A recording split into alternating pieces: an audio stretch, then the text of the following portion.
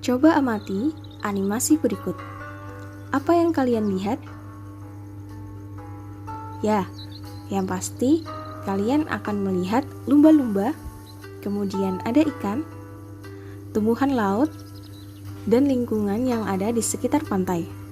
Animasi ini menunjukkan ekosistem laut dan pantai, di mana di dalamnya semua makhluk hidup saling berinteraksi satu sama lain. Peristiwa ini tidak terjadi di ekosistem laut dan pantai saja, namun peristiwa seperti ini sering terjadi di semua tempat bahwa sesama makhluk hidup saling berinteraksi.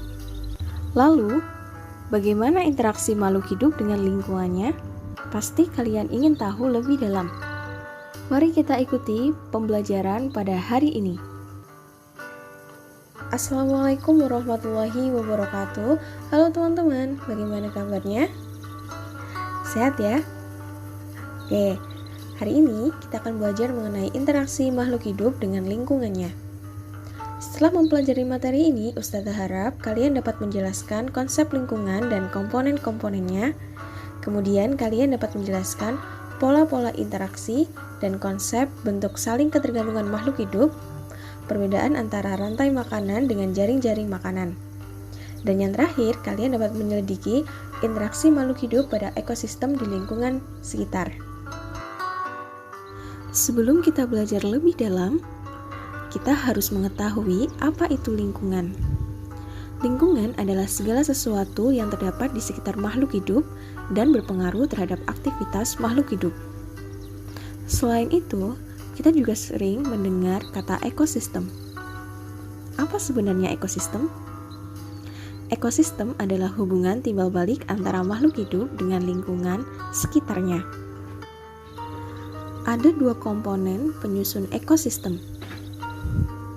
Yang pertama adalah komponen abiotik. Komponen abiotik terdiri atas benda-benda tidak hidup, di antaranya air, tanah, udara, dan cahaya. Yang kedua adalah komponen biotik. Komponen biotik terdiri atas makhluk hidup seperti manusia, hewan, tumbuhan, dan jasa ternik. Berdasarkan peranannya dalam ekosistem, komponen biotik dibedakan menjadi 3. Yang pertama, produsen. Produsen adalah kelompok yang dapat menghasilkan makanan sendiri dan memiliki zat hijau atau klorofil untuk fotosintesis. Semua tumbuhan yang memiliki zat hijau termasuk di dalamnya. Yang kedua adalah konsumen. Konsumen adalah kelompok yang tidak dapat menghasilkan makanan sendiri. Semua hewan dalam ekosistem termasuk konsumen. Konsumen ini dibedakan menjadi 3. Yang pertama, konsumen tingkat 1, yaitu hewan herbivora, pemakan tumbuhan, atau hewan omnivora, pemakan segalanya. Kemudian konsumen tingkat 2, yaitu hewan omnivora atau karnivora, pemakan daging. Dan yang ketiga adalah konsumen puncak, yaitu hewan karnivora yang tidak ada pemangsanya lagi. Kemudian yang terakhir adalah pengurai atau dekomposer. Pengurai ini adalah kelompok makhluk hidup seperti jamur, cacing, bakteri yang menguraikan sisa tubuh makhluk hidup yang sudah mati. Satuan-satuan ekosistem meliputi individu, yaitu satu makhluk hidup, kemudian populasi yang merupakan kumpulan individu sejenis dalam ekosistem, kemudian komunitas yang merupakan kumpulan populasi makhluk hidup berbeda yang tinggal di suatu lingkungan yang sama dan saling bergantung. Kemudian ada ekosistem atau kumpulan komunitas yang berinteraksi dengan benda tak hidup. Dan yang terakhir adalah biosfer atau kumpulan ekosistem yang ada di bumi. Berdasarkan cara terbentuknya, ekosistem dibedakan menjadi 2, yaitu ekosistem alami dan ekosistem buatan. Ekosistem alami yaitu ekosistem yang terbentuk oleh pengaruh alam sekitar. Contohnya adalah ekosistem laut dan pantai, ekosistem hutan, dan ekosistem sungai. Kemudian yang kedua adalah ekosistem buatan. Ekosistem buatan seperti namanya, yaitu ekosistem yang dibuat oleh manusia. Contohnya, ekosistem kolam ikan, ekosistem akuarium, dan ekosistem sawah. Sebenarnya, masih banyak sekali ekosistem alami maupun ekosistem buatan yang ada di sekitar kita. Coba kalian cari tahu beberapa ekosistem yang ada di lingkungan sekitar kalian.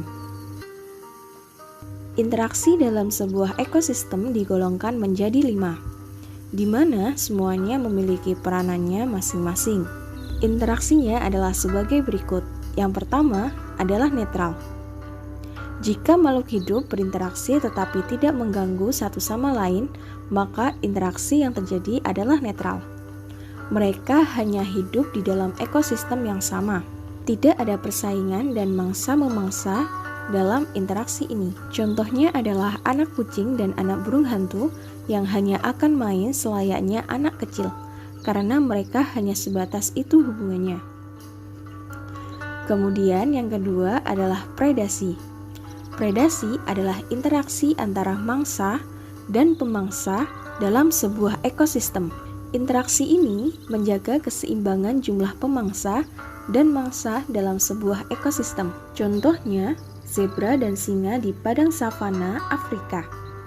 Dengan adanya singa sebagai predator, berfungsi untuk mengontrol populasi zebra agar tidak terlalu banyak, sehingga zebra tidak mengalami ledakan populasi dan mengganggu jalannya ekosistem. Kemudian yang ketiga adalah simbiosis. Simbiosis adalah interaksi antara dua makhluk hidup berbeda spesies yang saling berhubungan. Simbiosis sendiri terbagi menjadi beberapa jenis, di antaranya simbiosis mutualisme. Simbiosis ini adalah jenis simbiosis di mana dua makhluk hidup yang berbeda spesies memberikan keuntungan satu sama lain. Contohnya, lebah madu dan tanaman berbunga. Lebah madu mendapatkan makanan berupa madu dari bunga, sedangkan bunga mendapatkan keuntungan dalam berkembang biak karena proses penyerbukan dilakukan oleh lebah madu, sehingga memungkinkan daerah penyerbukan yang lebih luas. Kemudian, simbiosis parasitisme. Dalam simbiosis ini, satu makhluk hidup mendapatkan keuntungan tetapi merugikan makhluk hidup yang menjadi teman simbiosisnya. Hal ini terjadi karena biasanya salah satu makhluk hidup tersebut tidak bisa melakukan sesuatu karena kekurangan organ atau enzim, tetapi membutuhkannya untuk bertahan hidup. Contohnya, tumbuhan tali putri, di mana tumbuhan ini tidak memiliki klorofil atau zat hijau daun yang diperlukan untuk proses fotosintesis, sehingga tumbuhan ini menempelkan dirinya pada tumbuhan lain untuk mengambil sari-sari makanan. Kemudian, ada simbiosis komensalisme. Dalam interaksi ini, suatu organisme mendapatkan keuntungan, sedangkan yang lainnya tidak mendapatkan keuntungan maupun tidak rugi. Contohnya adalah anemon laut dengan ikan badut. Ikan badut memiliki zat yang melapisi tubuhnya sehingga kebal dengan sengatan anemon laut. Sementara, ikan badut tinggal di sela-sela anemon untuk mencari perlindungan dari predator. Sedangkan anemon sendiri tidak mendapatkan gangguan atau keuntungan dari hal ini. Yang keempat adalah antibiosis. Antibiosis adalah interaksi antara makhluk hidup di mana makhluk hidup yang satu menghambat pertumbuhan makhluk hidup lainnya. Contohnya, jamur penicillium. Jamur ini menghambat pertumbuhan beberapa jenis bakteri sehingga tidak bisa berkembang biak di sekitarnya. Jamur ini digunakan oleh manusia sebagai obat antibiotik dengan nama penisilin. Dan yang terakhir adalah kompetisi. Kompetisi adalah interaksi dua jenis makhluk hidup yang saling bersaing untuk mendapatkan atau merebutkan sebuah hal yang sama. Misalnya, persaingan antara kerbau dan kambing untuk mendapatkan rumput dalam sebuah ekosistem padang rumput. Interaksi antar makhluk hidup yang terjadi pada sebuah ekosistem berguna untuk menjaga kestabilan ekosistem. Jika interaksi antar makhluk hidup tidak berjalan dengan baik dan seimbang, akan ada sebuah ketimpangan yang terjadi pada suatu ekosistem, dan itu tidak baik untuk ekosistemnya atau untuk makhluk hidup yang ada di dalamnya. Interaksi di dalam ekosistem menyebabkan terjadinya rantai makanan dan jaring-jaring makanan. Rantai makanan merupakan peristiwa makan dan dimakan antar makhluk hidup di alam. Ada beberapa jenis rantai makanan, di antaranya rantai makanan perumput, di mana rantai makanan ini dimulai dari rumput sebagai produsennya. Mari kita lihat skemanya. Jagung merupakan produsen, kemudian tikus merupakan konsumen tingkat 1, kemudian ada ular sebagai konsumen tingkat 2, dan yang terakhir ada burung hantu sebagai konsumen tingkat 3. Yang kedua adalah rantai makanan detritus. Rantai makanan ini dimulai dari detritus atau sisa organisme yang sudah mati sebagai produsennya. Mari kita lihat skemanya. Yang pertama ada sisa daun sebagai produsen, kemudian ada rayap sebagai konsumen 1, dan ada merpati sebagai konsumen 2. Seluruh rantai makanan dalam ekosistem akan membentuk jaring-jaring makanan seperti skema berikut, di mana jagung dimakan oleh belalang, tikus, dan kelinci. Kemudian, belalang akan dimakan oleh katak, sedangkan tikus akan dimakan oleh serigala. Kemudian, kelinci, tikus, dan serigala akan dimakan oleh ular. Selanjutnya, katak, serigala, dan ular nantinya akan dimakan oleh elang sebagai konsumen puncak. Yang terakhir adalah piramida makanan.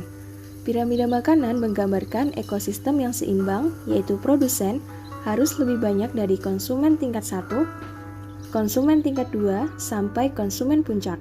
Di dalam piramida, produsen selalu menempati dasar piramida, sedangkan konsumen puncak selalu menempati puncak piramida. Produsen harus lebih banyak dari konsumen tingkat 1, dan seterusnya.